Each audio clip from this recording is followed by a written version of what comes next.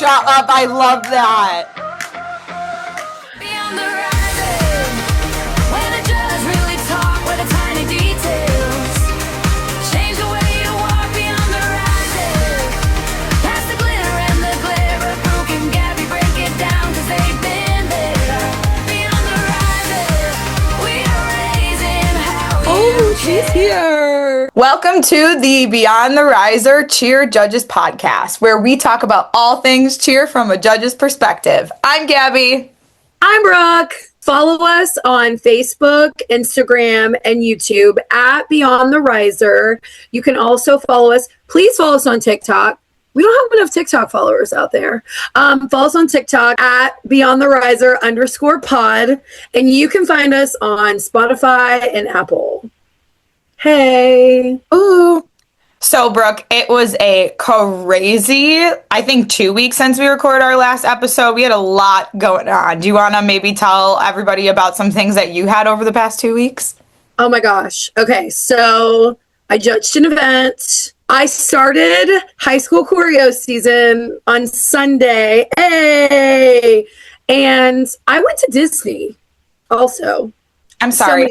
Did my invite get lost in the mail? I think you were busy doing something else. So why don't you tell everybody what you were doing? Oh, well, a couple of things. First off, I got engaged. Hey! Woo! So, yeah, I have been all around. I was in Tampa for a few days just for a vacation, and then I was there for a bachelorette. So I literally was gone for like 8 days. Got engaged on that trip. Then I came home for a solid 3 days, and then I went back down to Orlando for All-Star Worlds, which was a whole experience and a half that I'm sure that we will dive into. So I have been home for a solid like 4 days out of the past 2.5 weeks. So you could say I'm tired. Can you show us the ring? That's what we really want to see. Okay. Since Taylor Swift didn't invite me to her wedding, am I invited to yours? Because I will get ordained, but also I'm a really good flower girl. Like, what? I think hot dogs are a really good wedding food choice because they're cheap and economical. And who doesn't want a glizzy? A glizzy? That is crazy. Wedding day glizzy! Okay, so you said that you judged an event. You also went to Disney. That's so fun. At least was the weather beautiful? Never been on spring break proper. And it was my kiddo and all of his cousins and grandparents and in-laws. It was their spring break. So we all went for spring break. Stayed in a new resort that I haven't stayed at. Never been to Port Orleans. Oh. I'm an annual pass holder. I'm kind of a big deal. So just kidding. So I stayed at Port Orleans. I liked the boat to Disney Springs. Other than that, meh. Was it busy? Yeah. Oh my God, it was so busy. Like too many. I didn't want to people that much. I don't love that. But I did have 4 Dole Whips in one day, and that was a new record.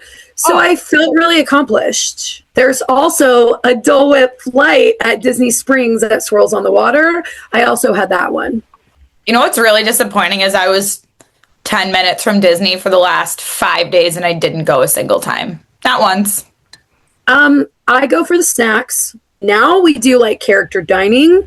Like I'm always in for a character breakfast. I had Ohana character breakfast this time, Chef Mickey's character breakfast. I have done a character breakfast before. It was Winnie the Pooh when I was there for Worlds. Crystal Palace. I did that one too. That one's got really good food. It was so cute. I remember this picture of when I was young. I was probably like 17 or 18 of me and Piglet. It's like one of my favorite pictures to this day. You could tell I was just living my best life. I was tan. I was nice and toned because I was like competing and I was getting a good breakfast from a Disney character. I was happy as a clam. So I also started choreo on Sunday for one of my high school teams. Shout out to you, Anderson High School.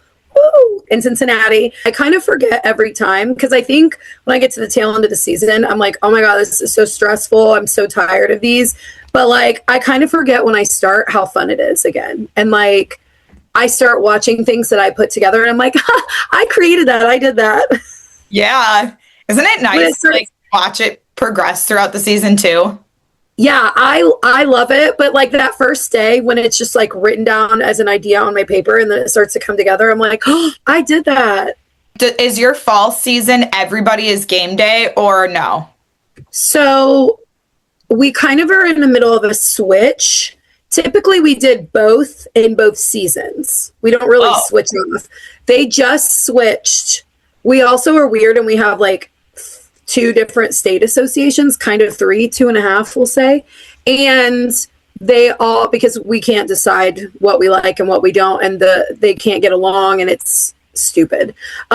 So one was in November, one was in January, and one was in the end of February. Okay. Well, then two of them merged. So now they're doing November, December, January for game day. But then traditional is going to be more the winter. So I think they're moving into more of that direction. But for me, like I did a traditional yesterday, which makes more sense because they want to get that pyramid and those skills. They want to know. I always include a pyramid in my traditional routines because I'm kind of good at, for an all-star, I'm pretty good at like coming up with pyramids, but I don't include elite stunts. So we did a new pyramid that they'd never done like almost any of the skills before. They got every single skill up to prep, which like for never having done it, I mean, we worked on it for 2 hours and they got everything to prep. So we were really excited. I mean, I felt good about it, and I think they felt really good about it. It was positive. So it was fun.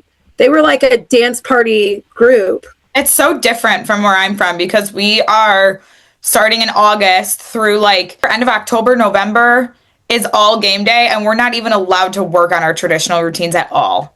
It's different kids. So you have a whole new group of kids that come in so like, this is the big thing in my area is like if you do all-star, you can do fall because there's not a lot of conflict because most all-star comps don't start until like end of November, early December. So they like want to compete game day. But then a lot of our high schools around here are not flexible with working with all-star gyms, which I think is awful. I think that you should be able, because you miss a whole bunch of kids and I think it's really unfair. That's a whole podcast episode we could talk about. I just think it's really unfair to make kids choose between the two because you absolutely can do both. I did both and I loved it. So I think as long as like people work together on creating those schedules, you can make it work. But so technically you're not allowed to be working on your traditional routine, which most coaches don't because they lose a huge chunk of kids when you switch over to traditional from game day because they cheer all-star. So they literally start from scratch. So your kids can't compete both? They can. They absolutely can. Okay. But let's just say I am at, say, Orchard Park High School, but I also cheer at ABC All-Stars. Well, ABC All-Stars competition schedule and like states or what we call ECICs, it's like our counties, some people call it, conflict. And so there's too many dates that overlap. So now I have to pick, do I want to cheer traditional or do I want to cheer all-star? And what would fix that is if the all-star coaches looked at their competition schedule and said, we're not going to put a competition on counties or on states. Those are two of the biggest ones. And then most of our other competitions are during the week. So as long as those all-star coaches are fine with like, okay, here and there, I may have to adjust my practice, maybe move it a separate day or be okay with this kid missing. I know when I cheered, we always, like if we missed a practice, we had to find a fill-in, someone from another team just for that practice that was the same position as us. And that was fine. But a lot of all-star coaches are not willing to do that and not willing to look at the schedules. And so then they put those kids in a predicament where they have to pick between the two. And I honestly think that that's crappy because you only get to cheer high school for 6 years if you start in 7th grade. That's it. And like we don't have a lot of middle school programs where I'm from. It's really just modified JV and varsity, but you can't start until 7th grade. So I don't know. I just think it's kind of crappy.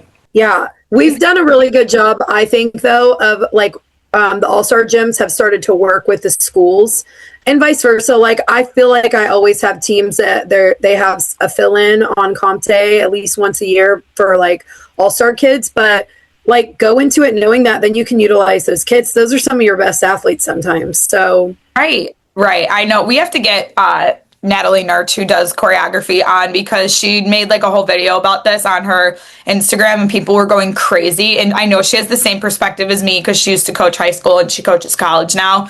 And she's also from Buffalo. Any high school coaches that are listening to this, and any all-star coaches that are listening, if you have a strong high school program in our area, you are literally doing your team a disservice by not working with those all-star programs. You are losing those kids. And then vice versa. If you're an all-star program, you may have a kid that's like, it's my senior year. I don't want to miss out on homecoming and states and all these things, so I'm going to choose to do this. So, in my opinion, I think you should work together.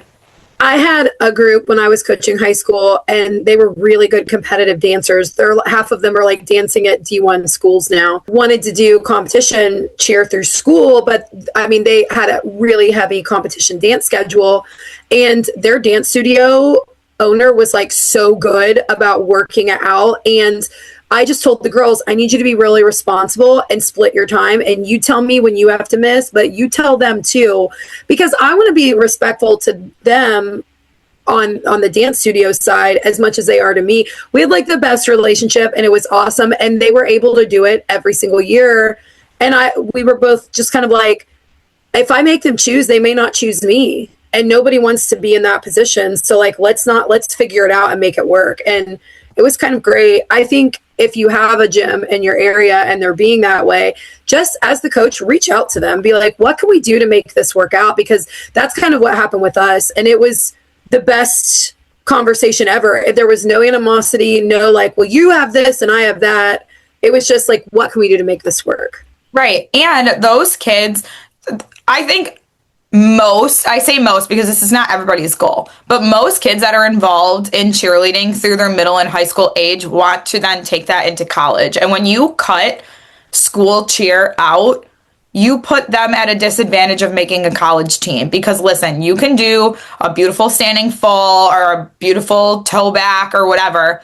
If you can't project to a crowd or tumble on a basketball court or on a football field or be able to look at a crowd with pom-poms in your hands and get them engaged, your opportunities of making a college team go way down. And I know that some college teams, maybe you don't perform at games and you only do competition cheer, but most college teams have them do both. And you miss that opportunity to learn how to do that. I coached a girl. She was just the last 2 years, she was the captain of the Miami Sensations in Florida. And she will even tell you, I called her the game day queen because she was so good at game day.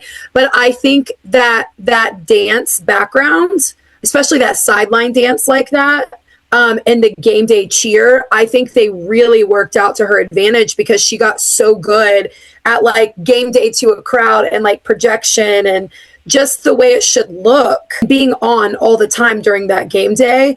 And I think that's really worked out for her. So did you watch any of the NCAA routines? I watched a couple, but honestly, I was so busy and I frankly don't spend my free time sitting watching cheerleading since that's what I do every day in my life. So did you watch any or know anybody who went?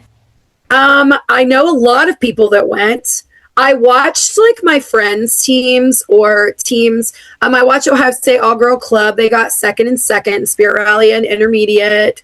My friend Jessica, she coaches at Oklahoma Baptist and they won. And I think she's maybe coming on the pod soon.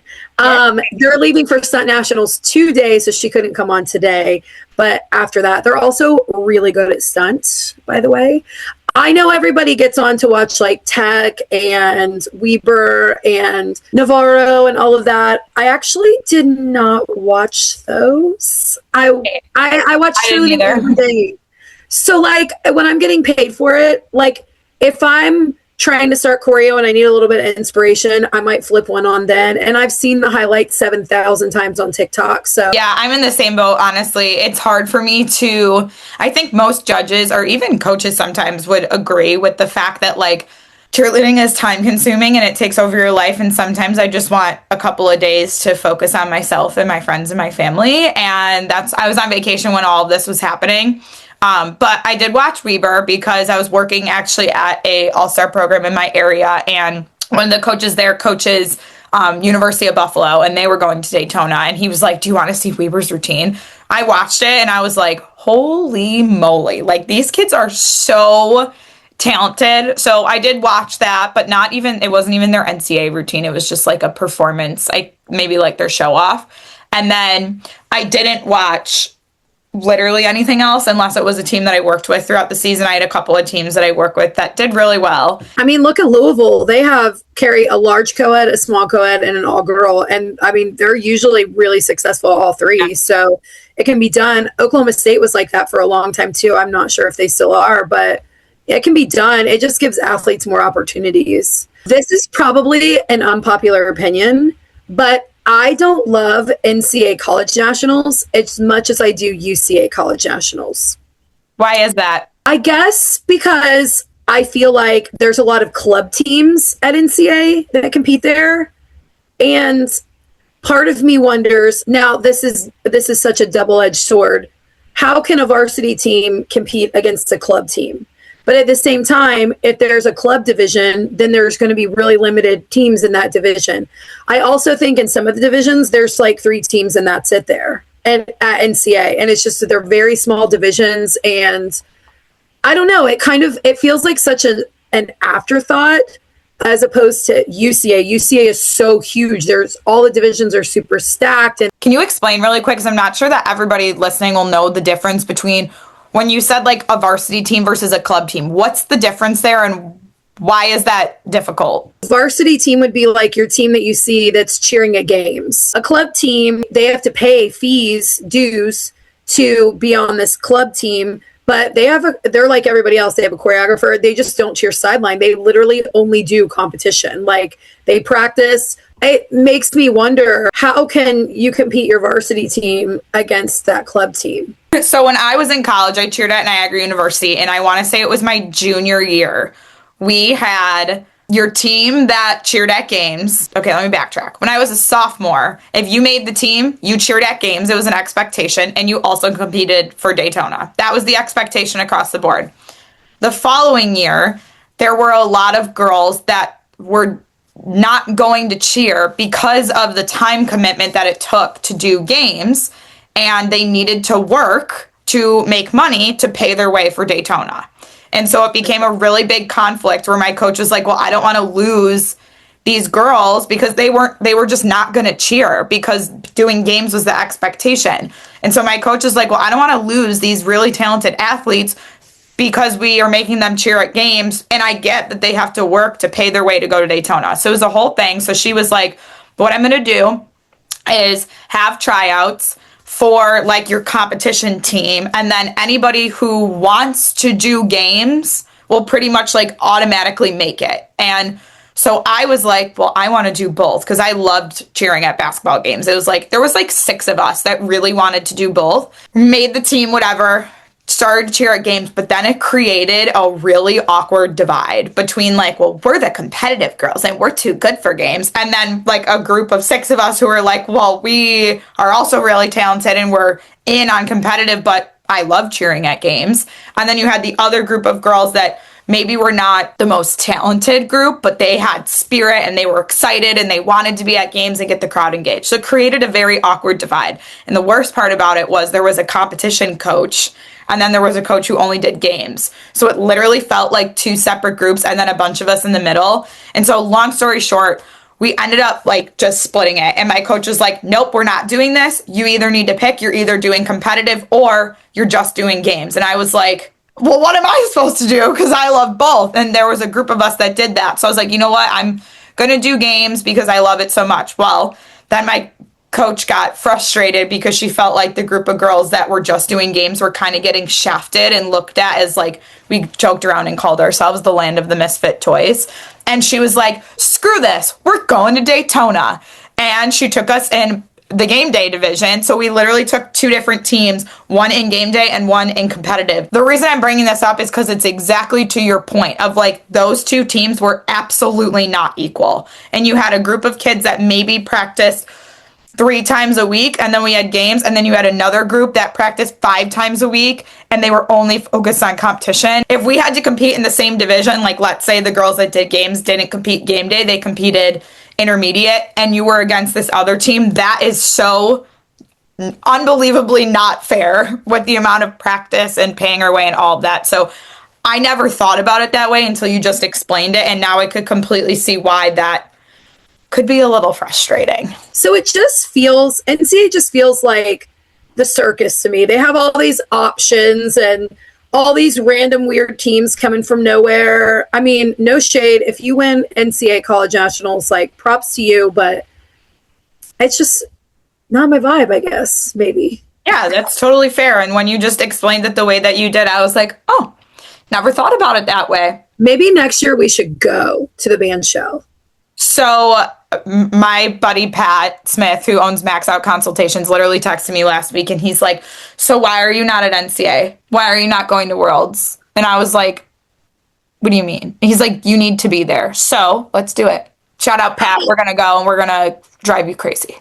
Pat, we'll just text you and send you pictures the whole time. No, he's there. That's why he was like, I don't think he went to NCA, but he'll definitely be at Worlds. And he was like, next year you need to come and we're going to go to all of it. And I said, okay, we'll do. What if we get matching tank tops with Pat's face on it?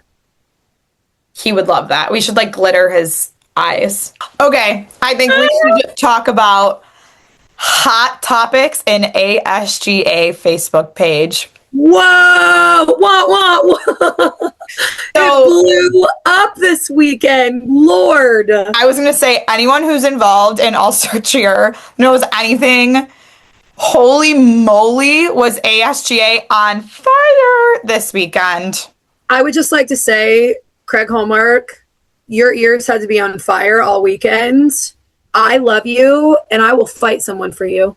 Oh my God, same. I was working with Craig all weekend. So to go back to the All-Star Worlds thing, I worked in the score review room at All-Star Worlds this weekend. It was the best experience of my life. And I don't think that people have any inkling of what happens behind the scenes. And this weekend made my brain go, wow, Craig Hallmark needs a raise. I was very jealous of your picture with Erin also.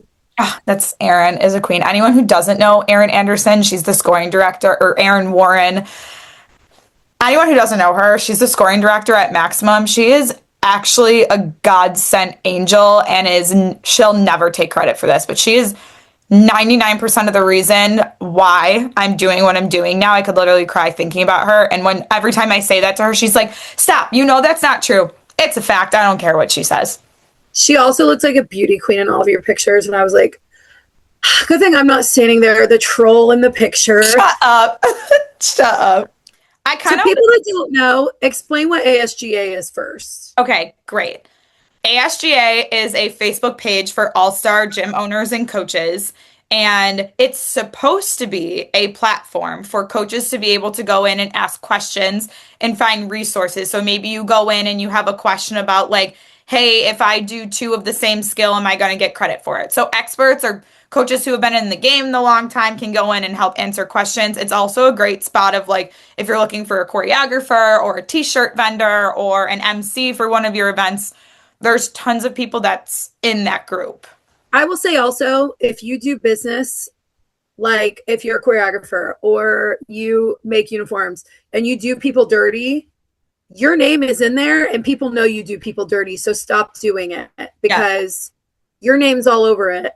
It's very true. It is one thing I appreciate about that group is it gives a place for people to be held accountable. So like, let's say I'm a bow vendor and I make 300 bows for Stacy's program and Stacy leaves me out to dry and doesn't pay me, then I'm going to go in there and I'm going to tag Stacy and I'm going to say, homegirl, you have an outstanding invoice that's 8 months old and you owe me thousands of dollars.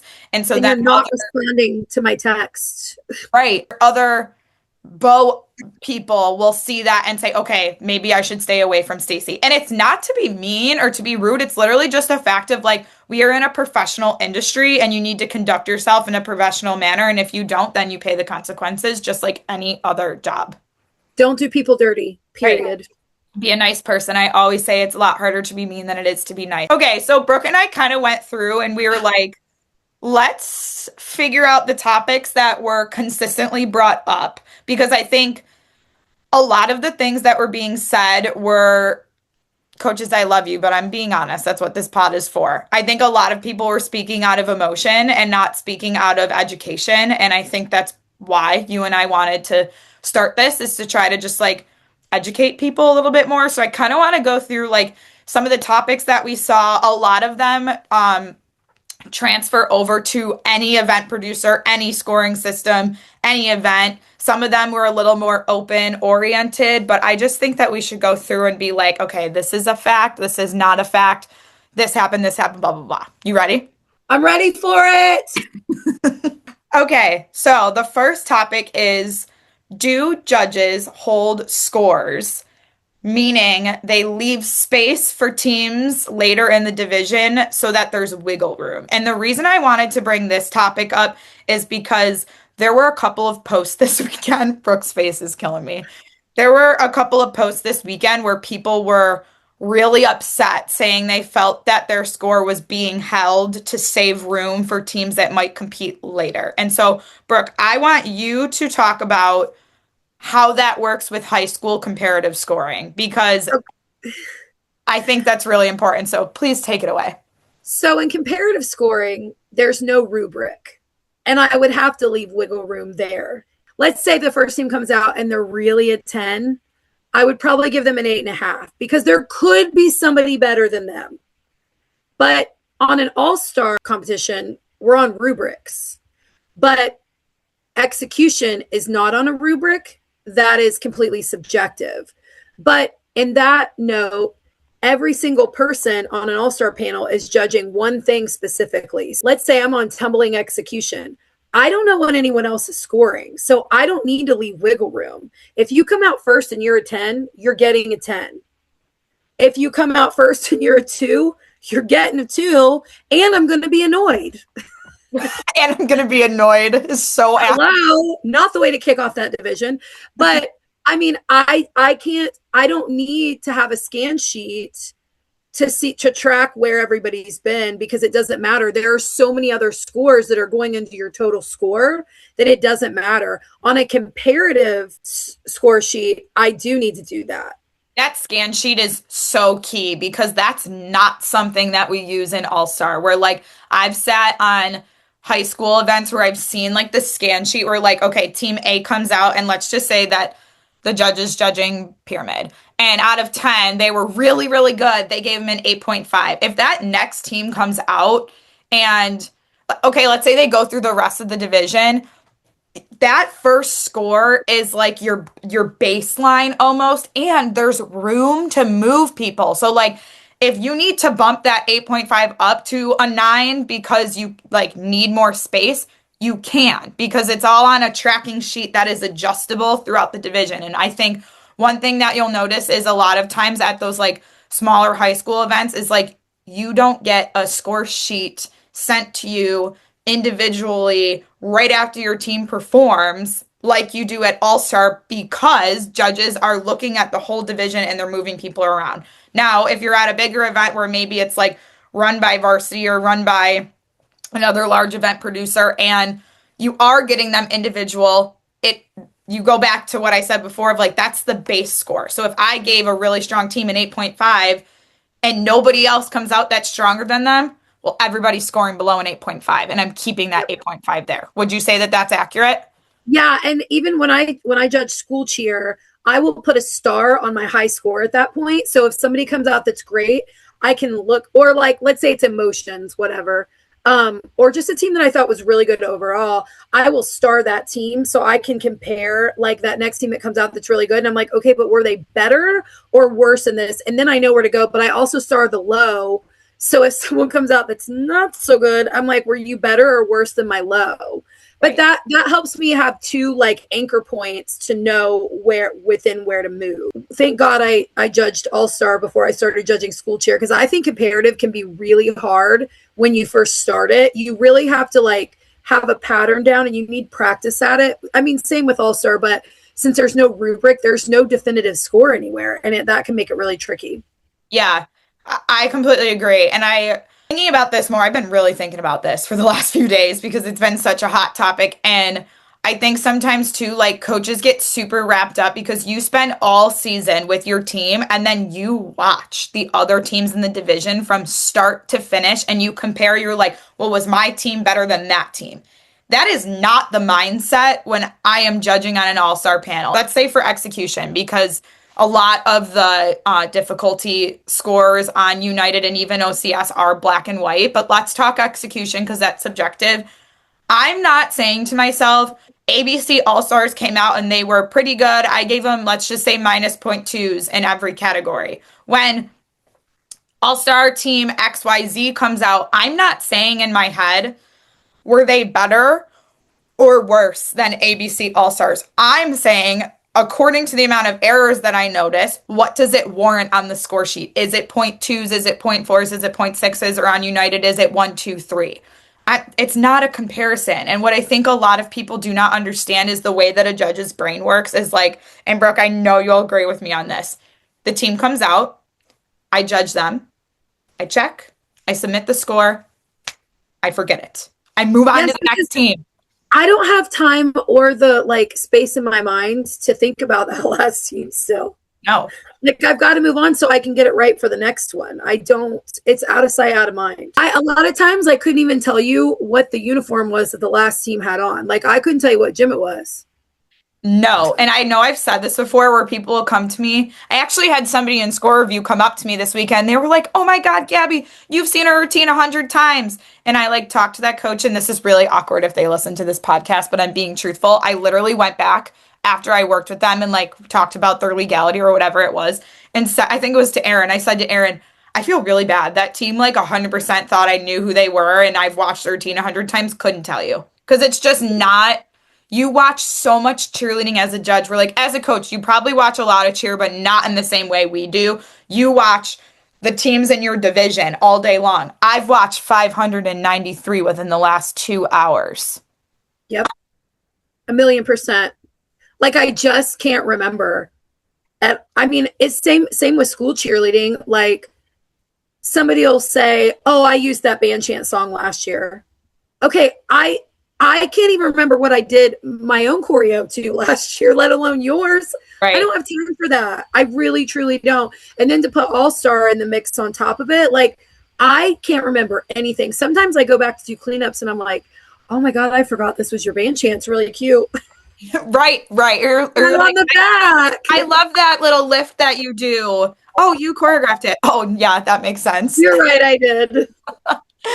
Okay, so with that one being said, another part just to like debunk that is, so I had judge a lot where like, let's say the panel judges all put their scores in. I'm the person that's actually sending the score sheet to the coaches when it's ready. One thing we don't do is I don't wait until the entire division is over to send out the scores. That's not, I've never, any event producer I've ever had judged for, that's not how it works. It's when that score sheet is ready, you send that score sheet out. And I can tell you for a fact that that is exactly how it was at All-Star Worlds. Team A comes out, the judges judge it, the quality person checks it, then it is sent to the coaches. I think people don't realize that there's a quality person at some events. And that's what the holdup is when they're like, we competed 15 minutes ago. Okay, well, maybe there's like, you got a legality and that person's watching it 15 times to make sure it's absolutely correct. Because I guarantee you that every time there's a legality, somebody else is looking at it, especially at a big end of season event like that. Oh, 100%. And too, like, I'll tell you something that happened at All-Star Worlds this weekend is our Wi-Fi was not working the first day. And so scores were not coming out until like 3 hours after the teams were going. That is not because the judges are going to get an afternoon coffee and a bonbon. They are submitting their scores and there's stuff on the back end that like, and we could talk about this in a second of like panel judging versus any of those other roles, but like there's a lot of stuff that happens behind the scenes. And like if you're getting your score sheet super late, it's probably a technology issue or a Wi-Fi issue. It's not because the judges aren't doing their jobs, period. I've been on an event where the Wi-Fi went out and I had to completely redo like 5 teams. But because they had already competed, I had to watch the videos from like the head judge. We all had to. So the scores were so late going in. Right. Because I had to, like, I couldn't remember what they did. So I had to completely go back and watch those videos. So you have to think 3 minutes at least per team. So we were really far behind. So sometimes that happens. And like, to no fault of ours. So many people were talking this week about, like, let's specifically talk about the second day. I'm going to even talk about something before that. Brooke, do you know who has a bid when you judge them? No, You know, no. do you know who has a paid bid at your end of season events? This is what my screen tells me when a team comes up. The team's name or like the gym, whatever, their level and how many athletes they have. It doesn't say paid bid next to it. No, I'm too busy trying to make sure with your number that it's the same number on the floor because I have to double check that. And then I need to know what your quantities are. Like majority Matt, I need to know that. So I don't have time for all that, even if it did say it. I don't even know the names because I'm not even looking. I mean, I'll look to double check it's the same people and the same number, and then I'm like, next. So that's really interesting because that was something that people were bringing up as they were saying, well, the judges know which teams have a paid bid. So they're holding their scores to make sure that those paid bid teams that are so good get the higher scores. And I literally read that and I was like, and I don't think there has ever been a time where I have been like, oh, well, this, which we just debunked the fact that we don't even know who has a paid bid. There's no way that I am holding a score for a team that's later because they have a paid bid. And you can prove that to be inaccurate considering if you're the first team in the division, you get your score sheet after you compete. And sometimes that's before the last team in the division even takes the mat. Yeah.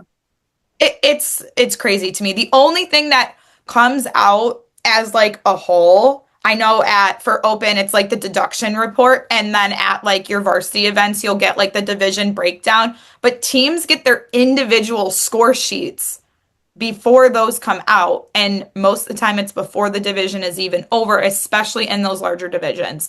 So debunked. I got nothing more to say about that. I just blew it up for you. Okay, so kind of going hand in hand with that, one of the big things, and I know that this is a really hot topic with Summit coming up, is the performance order. I had tons of coaches reach out to me this week that were talking about how I guess Summit is doing, see, we don't even know this as judges. I guess Summit is doing something with like the performance order on day one. I don't know, something with paid bids at the end, but then also like when you move into finals, it goes in reverse order, I guess, where like the teams that had the top scores from day one are last in the division. So people were asking if performance order matters. Do you know what I think as the judge? Your performance order is none of my business. And I don't care. I'm just trying to figure out when my break is so I can go get a snack. Or when I can go to the bathroom because it's like being in second grade where you have to do everything on someone else's schedule. I can't eat, I can't pee, and I can't talk to my friend without asking for permission. It's wild. That is so funny and so true. And like, I think so many people, parents, coaches, whatever, think that we make the schedule. They have no idea that scoring and score sheets themselves are a completely separate thing than anything on the event producing side. Your performance order, even the setup of the score sheet, like the number of athletes that are on your team, that is not from the judge. That comes from a completely separate person who is responsible for inputting the team names. Like when your team comes out on the floor, the score sheet's not blank. Somebody else, not a judge, put in the team name, all those things you were talking about before. They also uploaded the sheets into 8-count, Reg Champ, whatever scoring system that you use. We have nothing to do with that. All I want to know is what time do I need to report in the morning? What time can I get a snack and go to the bathroom? And what time am I done? Other than that, we have nothing to do with scheduling. So I mentioned that I worked in score review this weekend, and I kind of want to explain. So there's like really like 3 really important roles to an event. You have your panel judges. Do you want to talk about like what that is? So your panel judges are your difficulty and technique for both tumbling and building. You'll have an overall, then you'll have a deductions judge and a legality judge. And those people are the ones that you see sitting up on the risers. Yeah. And then you have the head judge, the quality control. That's different from EP to EP. It depends. That's a great point because it is different. Some EPs have that person as like pretty much their spell check person. They're just making sure that the comments make sense. And other events have it as they're like a second set of eyes on the routine. And I want to give that person a hell of a lot of credit because they're pretty much responsible for every single category. So when you're a panel judge, you are an expert in whatever category that is, whether it's building, technique, tumbling, whatever. You make mistakes though. When you watch, 200 routines on a 5-minute rotation, it is human. And I think people need to have more grace for judges that it is human for us to make a mistake, okay? Whatever. That head judge, they have to get scores out fast, and maybe they get a little more wiggle room than your panel judge, but they still have a schedule that they have to follow. They're responsible for knowing every single category and watching the whole routine pretty much one time to check every category and make sure it's right. That is so effing hard. They're the person that then pushes those scores out. And then you have the score review team, which is, okay, Brooke's team goes out and they have a deduction that they think, oh, her hands never touch the floor, so it's not an athlete fall. So you submit a challenge. It then comes to the score review team where we watch it. And then we, especially at All-Star Worlds, I will tell you, there was about 10 of us. We all talked to each other. So it was not Gabby Morrow goes in and she watches the routine and I'm like, yep, that's a deduction. Not many times that we individually made a decision, which, with that being said, we're all professionals. We're all certified in all the things. We all have extensive experience. But a lot of times it was collaboration. And then we have to go out to the coaches and deliver the news of, hey, the score review team agrees with this. Hey, we think that maybe the panel judges didn't have enough time to slow it down frame by frame and make a decision. That's exactly what we're here for. Whatever. They're all very different. And I think working in score review this weekend made me so appreciative for every panel judge, every head judge that's out there for the extensive job that they have. But then this score review job is hard because you either go out and one of two things happen. The coach is either like, okay, I agree with you. Thank you so much. Or thank you for educating me on this. It makes sense. Or they want to literally cut your eyeballs out of your head and feed them to your dog. Hi, this is just my job. Right. This is my job. I still love you at the end of the day. But like, holy moly, do I think that some coaches need, I'm going to say it. I think some coaches need a little bit of a reality check that when they come into those positions, no matter what event that you're at, that you cannot scream at another professional and swear at them and yell at them. Could you do that at any other job? I think they need to recognize that, like, it's a competition.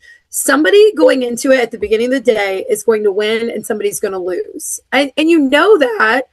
And I understand you want it to be transparent and you want it to be fair. I think there's also a lot of conspiracy about it. If coaches would take the time to get certified and get on a panel, I think you feel very differently about it when you are the coach, because you quickly recognize there's not all these conspiracies going on. Nobody's out to get you. Like, people don't have time for that. So my next question is, if you in prelims score high enough and are ranked first, how is it possible to then compete a routine that's similar? I'll say similar because I believe in my heart that no routine is exactly the same. And some coaches will argue to the death for that, but you can't tell me that everybody had the exact same angle of a pointed toe. Moving on.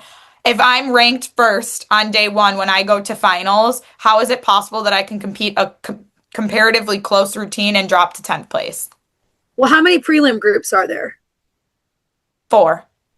Okay, so maybe I was third in my prelim group, but then when they combined prelim groups, I'm now down to like 6th or 9th.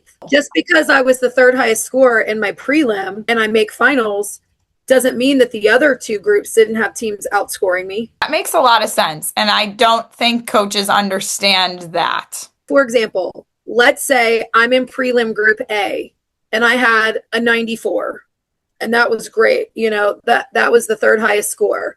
But prelim group B and C, their 7th place team had a 94. So now there's 2 teams from my prelim group ahead of me and 7 teams from prelim group B ahead of me. So now there's 9 teams ahead of me and I'm in 10th place. Oh, a lot of coaches will argue back to that, and I understand why they're bringing this up, but they're like, well, we're not comparing team to team. But what we're trying to say is, okay, you take the top 10 of A, the top 10 of B, the top 10 of C, the top 10 of D, and you put them all together on day 2 or at finals, and they all compete again. They start with a 0. Everybody starts with a clean slate, but you are now against a new pool of people. And so that would be like, okay, I'm going to use football because you guys know I love football. If the Bills are competing in the AFC East and they're the top ranked team, and then one season they end up moving over to the NFC and now they're competing against a new group of teams, they may not be ranked number one, because now you got different competition. You have more competition now. You have more teams to go against, more teams that are competing against the rubric, that your score against that rubric may put you lower than some other teams that you were not against before. And I don't know, at high school nationals like UCA, it's comparative, but they do something similar where they'll have prelim A, B, C, and then you go to semis and you've combined groups, and there's probably A and B for semis. Then you go to finals and it's just one group. But each time you move through those divisions, it's a different panel. So going from day 1 to day 2, this is another one that I saw. Day 1, my team has a building fall. We score a 95. We make it to finals. Day 2, my team has a perfect, I say that in air quotes, perfect routine. We hit 0. We score a 94. We scored lower than the routine that had a building fall. How is that possible? Because your execution and your overall likely went down somewhere. Like they thought your execution wasn't as good on other things. Like maybe your tumbling execution wasn't as good that day. Maybe you really didn't have great showmanship. Yeah, and I want to preface by saying when Brooke and I talk about this stuff, we don't make the rules. We don't make the rubric. We are literally here to speak on the facts. And if I could create, or she could create, a perfect rubric, we would, but I just don't even think that's possible. All right. I think this was the number one complaint that I saw on TikTok, on Instagram, and on Facebook, and that was the amount of teams that were tying. There was a whole post on ASGA about, okay, so everyone, if you listen to the last episode, Kat Whedon was on the last episode, and she commented and said, wouldn't you rather tie than lose? And my whole thought was, God, wouldn't it be terrible if you were separated by like 0.000001? Right. You cannot tell me as a coach that you would rather lose by 0.0001 than tie. Come on, judges, we're paying you to do a job. But this was my thought when reading it. I thought, okay, I'm the tumbling execution judge. I don't see what anybody else is scoring. I also already finished that last score sheet and I finaled it out, and I can't go back and make changes to it. I just thought when they said that, I thought, well, how would I know if somebody was tying or not? Like, I don't know, because there are 25 other judges judging sections. So like, how do I know what they're scoring? Just because I give two teams similar scores doesn't mean everybody else did. I have never judged for an event producer, no matter what scoring rubric they use or the actual scoring system. And when I say system, I mean like on the back end of what the judges are actually typing their scores into. So whether it's like Reg Champ or 8 count or whatever the one that Unite is, I can't even remember. I have never been on a panel, if I'm the panel judge, that I can see the final score on my score sheet. Have you? No. Never. So like if I don't even know what my final category score is. Stunt execution is out of 10 points. I don't see 9.3. I see 0.2 for this, 0.2 for flyers, 0.2 for bases. I don't see your final score. Do you know what? I bet there's a way that we could, but we just don't. I don't have time. I don't have time to sneeze, or someone's going to come for my throat saying that I missed their show and go that was hidden in the back corner behind 15 tumbling passes, let alone go search for your score so that I have enough time to adjust your score before I have to submit it. I get so frustrated about this. I don't have time because I'm looking at the schedule to see when I can get a snack. If you actually math the math, I want somebody to take the time to do this because I ain't got time to do it, but I can tell just by looking at it. If you have a division that is larger of like 20, 30 teams, there is literally not enough points to be spread out to not have ties. So especially at an end of season event like Summit and All-Star Worlds, because Summit's going to have the same problem. You freaking watch. ASGA will say the same crap about Summit, saying, oh my God, people are tying. I want you to do the math, because for United, it's out of 50 points. On OCF, it's out of 100, but the point values of things are doubled. So it's actually the same. There is not enough points to take away or give out that would actually separate all 70 teams within your division. It's mathematically impossible. I think this might be our last hot topic of ASGA, unless you found something else. But This one was the amount of people who are upset about not being able to challenge subjective categories. What are your thoughts on challenging a subjective category? This may be a really unpopular opinion. I think that you shouldn't be able to challenge a subjectivity because that person's on the panel that day and that's your expert. Right. Whether you agree that they're the expert or not, you signed up for the competition. Facts. I'm with you 100% on the fact that I think technique judges need separate training, and I'm going to shout out Maximum Cheer and Dance because they are one of the only event producers that I have ever worked with that requires their judges to have separate training, where I've talked about like times where we've sat in a room and we've watched a routine and we've scored it together, and that, I don't care, that is Maximum, and they are working so hard to make their scoring department great. And I think that all event producers and scoring systems should fall in line with that. But when you have coaches that are getting so flustered about the scores being drastically different, which I get that's frustrating. Maybe there's a way that we can streamline it a little bit more. It's always going to be subjective at the end of the day. You choose to compete on this rubric. You know that scoring is subjective. You know that you're going to go to different events and get different scores. You sign up for it. So if you don't want that, I actually don't know of a single rubric that is not subjective on execution. Do you? No. I think there needs to be some level of subjectivity. That's how we kind of filter out placements. You want to talk about seeing a lot of ties? That's where all your ties are going to come from if you eliminate those subjective areas. Right. And you're mad at the judges, but like the judges don't make the score sheet. We're just there to do our jobs. And a lot of people are like, we pay them to do this. Okay. I can watch a routine and absolutely 100% do my job by scoring the subjective category in the way that makes sense to me based on my trainings, my background, how much experience I have, whatever. I still did my job. And just because another team in the division scored exactly the same, even if it is literally team A scores a 9.2 and team B scores a 9.2, look at the drivers. Because I almost guarantee that the drivers themselves, they may be close, but I can have two teams that get the exact same execution score that where they lost those points on drivers are completely and utterly different. I will defend our judges through and through. Do I think that there are some judges that maybe need some more training, that maybe need to be able to explain the execution and why they gave the score a little bit more? Or maybe they need to be a little harsher or a little nicer. 1,010%. I will never sit here and say that we cannot be better.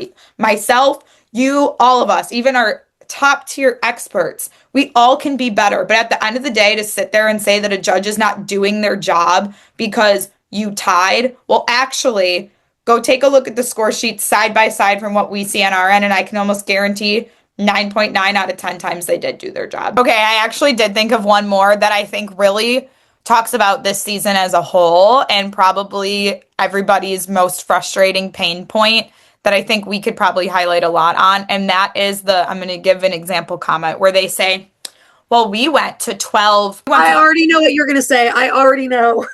We went to 12 red line events and we scored a 95, and now we came to Maximum and we scored a 92, and then we went to Deep South and we scored a 97, and then we went to All-Star World and scored an 83. How is that possible? Okay, well, you have different judges on every single panel. And your execution judges are different every single week. So like I said, they all have a different idea of what perfect execution looks like. So it's going to be different every single week. And your overall is going to. If you add up all the different execution categories, I'm pretty sure it's over 50 points, at least on OCS. And then on United, it's worth over 25. So it's more than 50% of your rubric, plus your overall categories, plus your routine composition, your creativity on United, like all those different things. It's all subjective. So I don't know how many times that I can say, stop comparing scores competition to competition. There are absolutely event producers out there that care more about pleasing the customer than getting it right. And that's on both scoring systems. There are some that are like, we're never going to use that minus 0.6. Or on United, we're never going to use that minus 0.3 because we want to make sure that our customers are happy. Those are not the event producers that you want to go to. You want the event producers with veteran judges that care about getting it right. Because when you get to an end of season event, you would have rather been called on your 52 legalities in January than you will when you get to All-Star Worlds and you didn't know about them. You should probably submit your skills to the free service anyways, but I'm just making a point. You want to go to the event producers that are tough because it's much similar to what you're going to get at an end of season event. So 2 points with this. Number one, I think it's wild that coaches have all season long to take video and submit it to see if it's legal or not. Like Level you could do appropriate. it. You can You submit could it do for it. level appropriate too.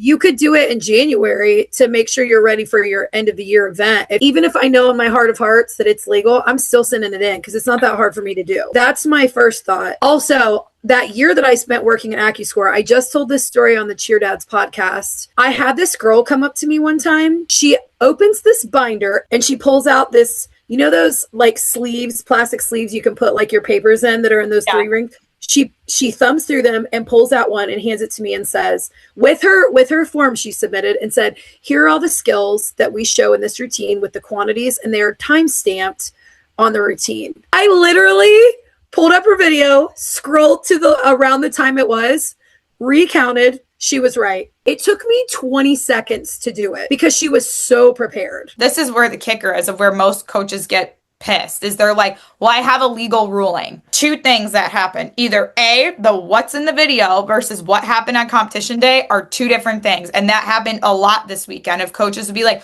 well, here's the video and come in real hot-headed. And then I'm like, well, she's here in this one.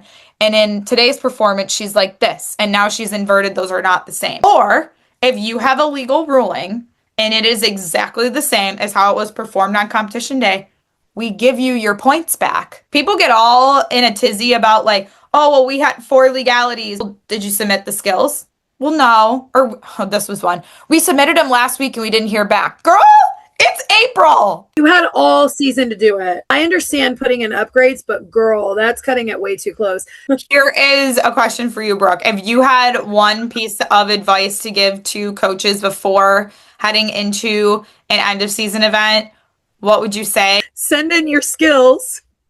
So I guess that would be my number one. And then what about And then after? I am really big at breaking down scores within sections. I don't really care if I scored a 92 or a 98 or a 25.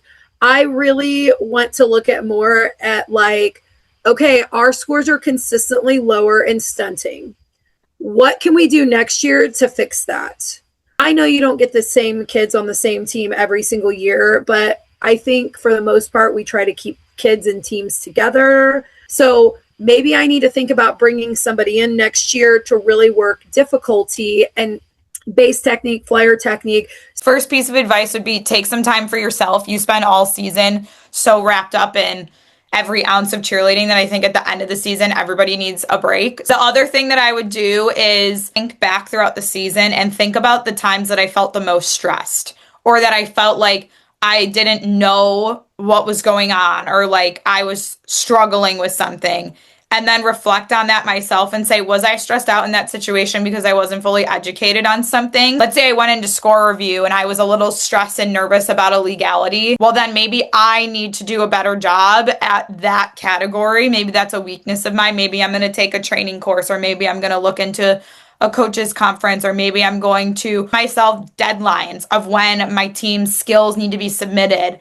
Just do something and think about where did I struggle the most throughout the season and what I can do to be better for my team. I think we can never stop learning and improving as coaches. There are a lot of people like you and myself that are making videos that are telling you how to level up with knowledge that are making these videos. Save those on your TikTok and your Instagram and whatever, and go back to it when you're in the middle of the season. There was a moment that I perked up because you said those with knowledge. And I am not trying to be rude, but I'm just going to say it. Stop listening to random people who don't know what the heck they're talking about on social media. Just because you coached 85 years ago or your daughter has been cheering for 12 years does not mean your information is accurate. And while I appreciate that there's so many people that are willing to help, the amount of misinformation that I see on ASGA, on TikTok, from people is incredibly concerning, to the point I actually had people in score review this weekend say,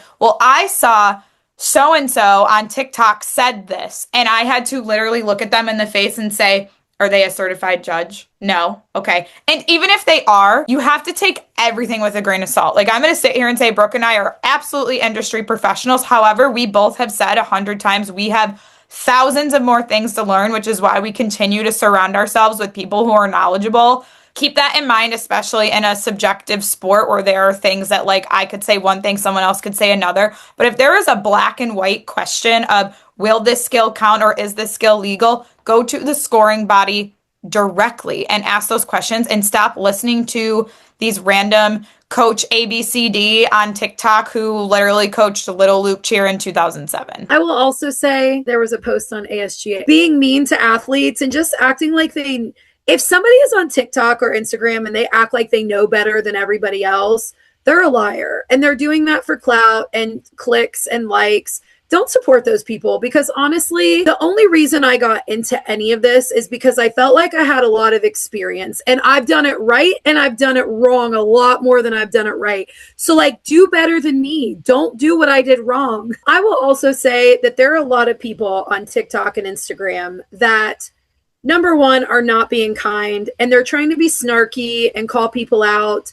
I think for some of us, we got into this because we have some experience, but if you're not actively sitting on a panel, maybe you judged 10 years ago. Well, scoring was a little bit different 10 years ago. And I don't think coaching is the same as judging. It can be very different. Don't listen to everybody. And if you're one of those people that's just on there to be snarky and call people out and be rude and nasty, shut it down, because nobody's interested. No. We're just all here trying to help each other out. Brooke and I started this entire thing because we care about educating, helping people out. And at the end of the day, this is about the kids. We do this for the kids. And so if you're going to go on social media and bash children or bash the judges, just for what? For what? If you are so confused about scoring or you don't understand something, reach out to all these different resources. Myself, Brooke, go directly to Craig from OCS, go directly to the scoring body of United. There's somebody in your region that is a judge specialist. I know there's tons of those out there for the varsity side. There is somebody out there that has the experience or is currently sitting on a judging panel that can help you. And if they can't help you, if they're a good person, they will find somebody that can help you answer your questions. Okay, Gabby. So I think we have something coming up together and into the season events. Yes, we do. I'm so excited.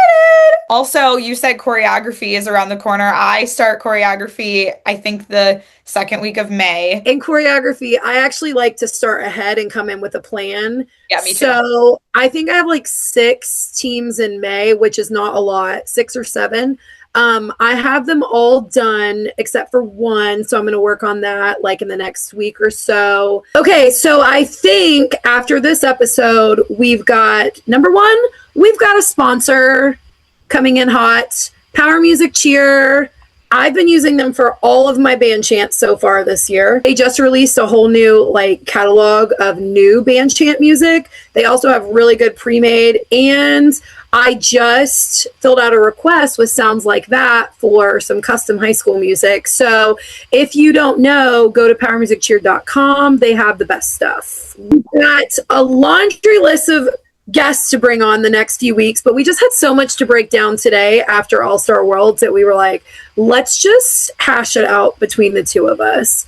So stay tuned. Make sure you're following us on all the socials at Beyond the Riser, or on TikTok at BeyondTheRiser_pod. Tag us, leave us comments. We like somebody to respond to. All right. Thank you for joining us on the Beyond the Riser Cheer Judges podcast. We will see you next time. See ya.